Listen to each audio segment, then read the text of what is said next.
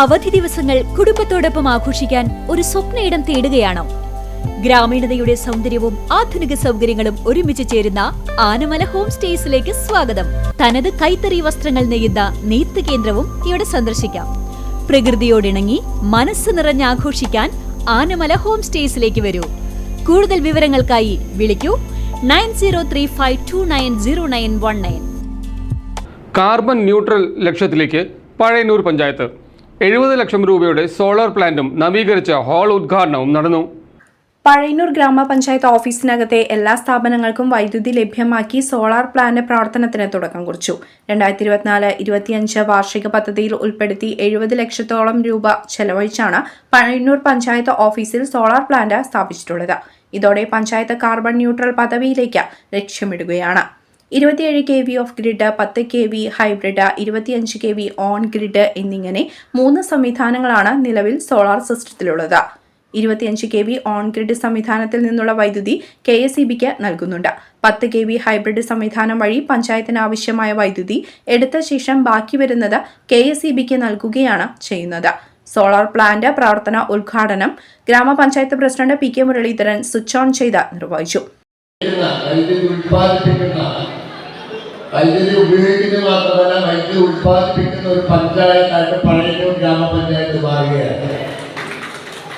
ഇവിടെ പ്രിയേഷ് പറഞ്ഞു 62 kV നമ്മുടെ ഇതിൻ്റെ മൊത്തമുള്ള നമ്മുടെ കപ്പാസിറ്റിയാണ്.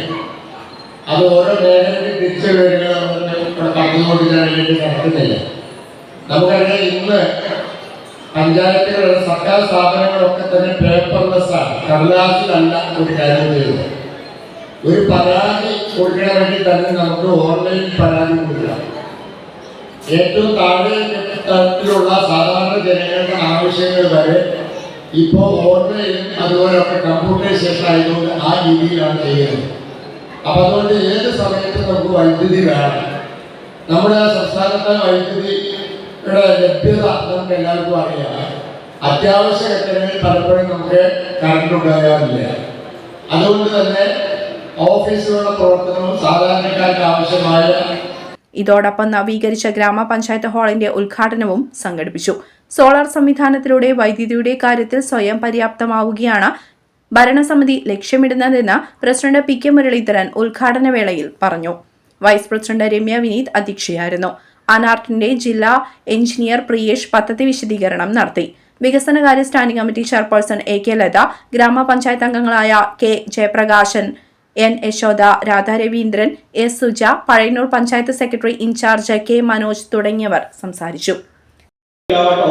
സൗരോർജ്ജ നിലയം, അതുപോലെ കൃഷിഭവനിലേക്ക് വേണ്ടിയിട്ട് 10 കിലോവാട്ടിന്റെ ഹൈബ്രിഡ് സൗരോർജ്ജ നിലയം, അതുപോലെ നമ്മുടെ ഓഡിറ്റോറിയത്തിലായിട്ട് 10 കിലോവാട്ടിന്റെ ഓൺ ഗ്രിഡ് സിസ്റ്റം. ഇത് അതുപോലെ തന്നെ പഞ്ചായത്ത് നമ്മുടെ വെറ്ററിനറി ഹോസ്പിറ്റലിൽ 5 കിലോവാട്ടിന്റെ ഹൈബ്രിഡ് പവർ പ്ലാന്റ് സ്ഥാപിച്ചിട്ടുണ്ട്. ഇത്തരം പദ്ധതികളാണ് ഈ പഞ്ചായത്ത് വിവിധ ഘട്ടങ്ങളിലായിട്ട് ഇവിടെ സ്ഥാപിച്ചിരിക്കുന്നത്. CCV news, Pazhayannur.